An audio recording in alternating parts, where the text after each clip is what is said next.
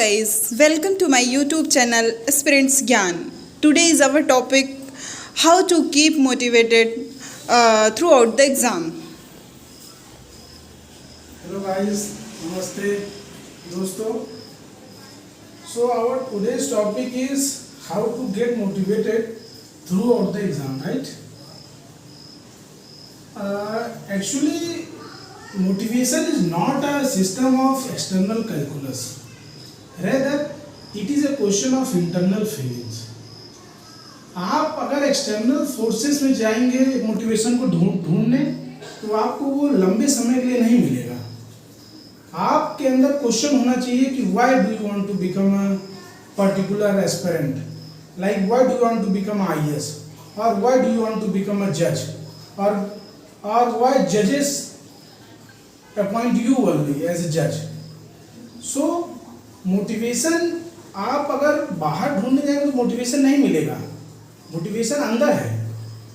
कैसे मोटिवेशन अंदर है? इसके लिए 3 फैक्टर्स बहुत इंपॉर्टेंट है आपके पास. जैसे first of all you should be consistent enough throughout the exam. Second one is continuity should be there. Continuity रहनी चाहिए आपके प्रैक्टिस में. और and third one is very important is discipline. You should be discipline as army man. आपको army man की तरह discipline रहना पड़ेगा, तभी आप एग्जाम ये क्रैक कर पाएंगे या कोई भी कॉम्पिटिटिव एग्जाम आप क्रैक कर पाएंगे. जैसे अगर आपने कुछ टारगेट बनाया है अपना कि आज मैं ये अचीव करूंगा या करूंगी, तो आप वो टारगेट अचीव करिए.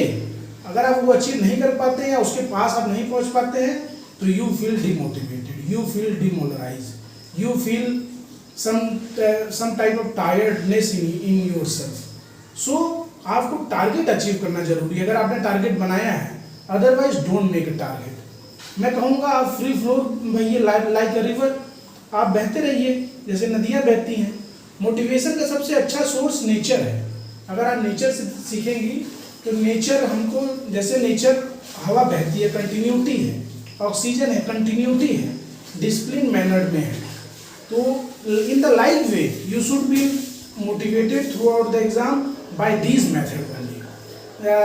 और according to ओशो, अगर हम मोटिवेट होना चाहते हैं तो अपने मन की आत्मा से पूछिए आप कैसे मोटिवेट होना चाहते हैं. कैसे? मोटिवेशन का कोई मैकेनिज्म नहीं है. मोटिवेशन इन्हीं चीज़ों से आएगा. अगर मैं आपको एक कहानी बताऊं कि 2 ग्रुप को घड़ा बनाने के लिए दिया गया था कि कौन परफेक्ट घड़ा बनाएगा. उसमें क्या हुआ कि एक ग्रुप बिल्कुल परफेक्शन की ओर काम कर रहा था तो उसका एक घड़ा परफेक्ट बना 99%, दूसरा घड़ा 98% बना, तीसरा घड़ा खराब होता गया कंटिन्यू क्योंकि वो परफेक्शन की ओर ढूंढ रहे थे. बल्कि otherwise in the second hand in the other hand जो सेकेंड ग्रुप था वो परफेक्शन की ओर नहीं, वो प्रोसेस में था, कंटिन्यूटी में था. उसका पहला घड़ा खराब, दूसरा घड़ा थोड़ा अच्छा, तीसरा घड़ा और अच्छा, चौथा घड़ा उसका देखा गया कि परफेक्ट हो गया था क्योंकि वो कंटिन्यूटी में है.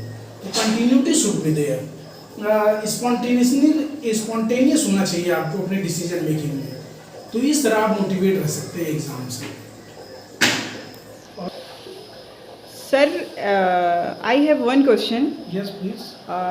एज अ स्टूडेंट मैं आपसे एक क्वेश्चन पूछना चाहती हूँ कि जैसे इस टाइम पर एग्ज़ाम का टाइम चल रहा है तो स्टूडेंट क्या है, डीमोटिवेट हो जाते हैं, चीज़ों को गिव अप कर देते हैं. तो कैसे चीज़ों को वो गिव अप ना करें, वो मोटिवेट रहें, अपने सिलेबस को लेकर, अपनी चीज़ों को लेकर आगे बढ़ें, कैसे, हाउ टू? देखिए, इसको समझाने के लिए मेरे पास 2 एग्जाम्पल सबसे परफेक्ट है कि कैसे आप एग्ज़ाम के समय ही, बिल्कुल आपने सही क्वेश्चन पूछा, एग्ज़ाम के टाइम में स्टूडेंट गिव अप कर देते हैं, टेंडेंसी होती है गिव अप की. क्यों? मैं इसको ऐसे देखता हूँ, अगर आप टेस्ट मैच देखेंगे तो उसमें सेशन वाइज सेशन खिलाड़ी खेलता है, बॉल वाइज बॉल खेलता है. उसी तरह कंपटीशन है. ये आपको वनडे या T20 मैच की तरह नहीं है कि आपको एक दिन में मिल जाएगा इसका रिजल्ट. नहीं, इसका रिजल्ट मिलने में आपको टाइम लगेगा. आपको गिव अप नहीं करना है, ये आपको एक थ्रेशोल्ड बरकरार करना है. सेकेंड एग्जाम्पल है जैसे मार्केट. आप शेयर मार्केट की लाइन देखते होंगे, जिगजैग रहती है. मतलब अगर मार्केट ऊपर जा रहा है तो जिगजैग है, मतलब हायर हाई बनाएगा, फिर हायर लो बनाएगा, फिर हायर हाई हायर लो. तो सपोर्ट एंड रेजिस्टेंस का काम करता है. एक रेजिस्टेंस को पार करता है तो सेकंड रेजिस्टेंस की ओर बढ़ता है. उसी तरह आपको भी अपना एक थ्रेशोल्ड अगर आपने पार कर लिया, अपना एक रेजिस्टेंस आपने पार कर लिया, तो वो ऑटोमेटिकली जब आप दूसरे रेजिस्टेंस की ओर जाएंगे तो ये आपका सपोर्ट का काम करेगा। तो आप इन चीज़ों को ध्यान दीजिए कि आपको एक रेजिस्टेंस वाइज पार करना है, आपको स्मॉल सेक्रीफाइसेस डेली करने हैं, छोटी छोटी आपको कीमतें चुकानी पड़ेंगी अपने सक्सेस के लिए। Success demand sacrifices, nothing else. आप अगर सेक्रीफाइस करेंगे, कैसा सेक्रीफाइस? नींद का सेक्रीफाइस, खाने का सेक्रीफाइस। और आप विद्यार्थी के 5 लक्षण पढ़िए तो आपको मालूम चलेगा विद्यार्थी के 5 लक्षण क्या है। तो उससे आपको मालूम चलेगा कि आप मोटिवेट रह सकते हैं अपने जीवन में। और कंपटीशन जो है टाइम डिमांड करता है, इसलिए आप डिमोटिवेट बिल्कुल ना होइए, गिव अप ना करिए। आप अंदर फायर ले आइए, फाइटिंग स्पिरिट ले आइए, जिससे आप लड़ सके इस एग्ज़ाम से। ये एग्ज़ाम आपका अपोजिशन है, आप इसको एक ओपोनेंट मानिए कि जैसे आप रिंग में उतर गए तो ये आपको ओपोनेंट है, आपको उसको नॉकआउट करना है। तो नॉकआउट से कभी हो सकता है आपको ये मारेगा 2 मुक्के, आप उसको 2 मुक्के मारिए, पर आप उस फील्ड पे डटे रहिए। अगर आप फील्ड छोड़ चले जाएंगे तो वो जीत जाएगा और आप हार जाएंगे। अगर आप फील्ड पे रहेंगे, आज नहीं तो कल आपको सक्सेस जरूर मिलेगी। सक्सेस ऐसा कोई मैजिकल थिंग नहीं है जो नहीं मिलेगा, मिलेगा। आपको मोटिवेट रहना पड़ेगा, कंसिस्टेंट रहना पड़ेगा, पेशेंस रखना पड़ेगा आपको, और हिम्मत रखनी पड़ेगी, फाइटिंग स्पिरिट रखनी पड़ेगी। आपके अंदर फायर होना चाहिए, आग होना चाहिए कि आप इस आग से आप इस दुनिया को रोशनी दें। आग ऐसी हो जो दुनिया को रोशनी देने का काम करे, ना कि जलाने का। दोस्तों, तो इसीलिए आप अच्छा करिए अपने जीवन में। बेस्ट